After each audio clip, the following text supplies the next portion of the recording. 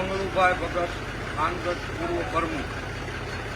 આ આપણે અત્યારે ભૂગર્ભ ગટરની બાજુમાં બેઠા છીએ। અહીંયા લગભગ 10 ફૂટ ઊંડી આ રહી ભૂગર્ભ ગટર છે। આવી રીતે ઢાંકણું મૂકી દીધું છે અને ગામના ઢાંકણા હજી પૂરેપૂરા 695માંથી 5 પછી નાખ્યા છે। મેં ચૂંટણી પહેલા મારી ટીમ દ્વારા ઢાંકણા ગણાતા ખાંડની અંદર 695 ઢાંકણા તૂટેલ હતા, એમાંથી 5-15 ઢાંકણા નાખ્યા, પણ એ આવડા એની ગધા બુદ્ધિના હિસાબે ઢાંકણા મોટા આવ્યા અને ભૂગર્ભ ગટરનું ઓલું હતું એ નાનું હતું, એટલે ઢાંકણા માટે મોટા મૂકી દીધા છે। આવી આવડા નગરપાલિકાની બુદ્ધિ છે। એટલે મારે કહેવાનું એ છે કે તમે મહોત્સવ જેટલા કરવા એટલા કરો, નવરાત્રિ મહોત્સવ કરો, જન્માષ્ટમીનો મહોત્સવ કરો, એમાં તમારી સાથે સવી, પણ જે પબ્લિકની પીડા છે એના પ્રશ્નો પહેલા તમે કરો।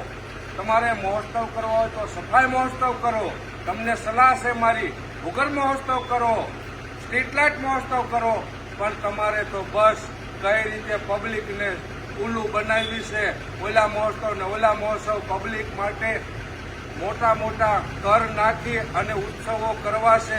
તમારી માટે જોવો તો ટાઉન હોલ ગમે ત્યારે ખોલી નાખવાનો, પબ્લિક જાય તો પબ્લિકને 1000 રૂપિયા ભાડું। એટલે મારે એક નગરપાલિકાને એ પણ સલાહ દેવી છે કે એક ઠરાવ એવો કરો કે આખા ગામની જનતાને જેને જરૂર હોય એને મફતમાં પહોંચાડી અને મફતમાં વાપરવાનો ટાઉન હોલનો આજે ઠરાવ કરવી છે, એવી જાહેરાત કરો।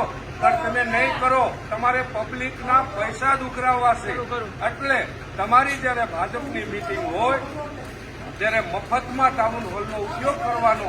આવી રીતે ગામની જનતા હેરાન થઈ રહી છે એ જોવાનું નહીં। તમને ખોબલે ને ધોબલે ભાજપને મત આપ્યા છે ગત ચૂંટણીની અંદર, તમારે વિરોધ કરે એવો કોઈ વિરોધ પક્ષ નથી।